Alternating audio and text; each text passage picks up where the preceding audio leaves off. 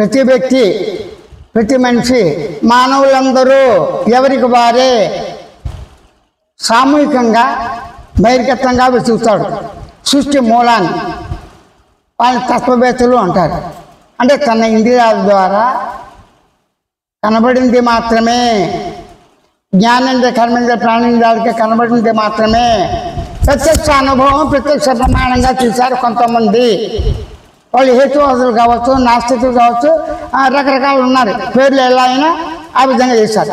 ఈ విధంగా బహిర్గతంగా సృష్టి ఉందా లేదా, సృష్టి మూలం ఏంటి, ఎప్పుడు స్టార్ట్ అయింది, ఎప్పుడు ఎండింగ్ అయింది, ఆకాశం ఎలా వచ్చింది, ఆకాశం పదార్థమా కాదా అనుకుని వారు ఆకాశ మూలాన్ని కొంతమంది వెతుకుతారు. మధ్యనే ఆకాశం ఆది, మధ్య, అంతం, ఆది తుది వెతికేవాళ్ళు ఉన్నారు, మధ్య కూడా వెతికేవాళ్ళు ఉన్నారు.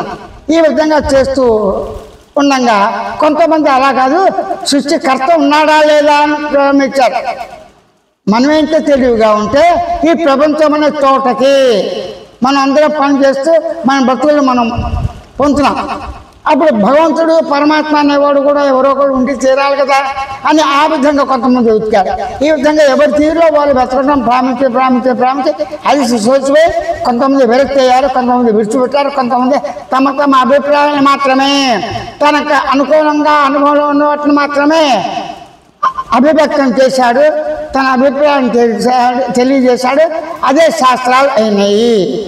మరికొంతమంది అంతర్గతంగా, ముఖ్యంగా దేవధర్మంగా తప్పదు కాబట్టి మనం మన భారతీయులు మాత్రమే మనంతా అంతర్గతంగా నేనంటే ఏంటి, నేను మూలమేంటి, నేను ఎక్కడ పుట్టింది, ఎక్కడ పెరిగింది, ఎక్కడ పోతుంది, శరీరం పుట్టుకుందా, శరీరం వచ్చిందా, మధ్య వచ్చిపోతుందా, ఇప్పుడు శరీరం ఎక్కడుంది, ఎక్కడ లేదంటే ప్రతి దాన్ని మూలాన్వేషణ చేసి అలసి చివరికి వారు ఒక స్థితిలో, అనుభవంలో, అనుభూతిగా ఉన్నారు.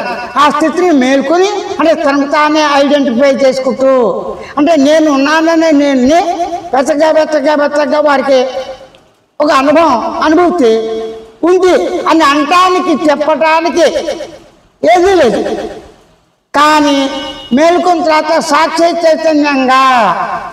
చైతన్య సాక్షిగా ఎరుక లక్షణంతో సహజంగా గమనించే లక్ష్యంతో ఉన్నది ఉన్నట్టుగానే ఉన్నది, స్వతసిద్ధంగా అదే ఆత్మ, అదే పరబ్రహ్మము, అదే పరమాత్మ, అదే జీవుడు, అదే సర్వం అనే విషయాన్ని అనుభవపూర్వకంగా వారు దర్శించి శృతి అంటే ఏంటి, వారిలో వచ్చిన వాక్కులే వాళ్ళు విని శృతులు అయ్యి వేద వేదాంతాలై ఈ రోజు మనకి శాస్త్రాలని పరమ ప్రమాణం అయినాయి.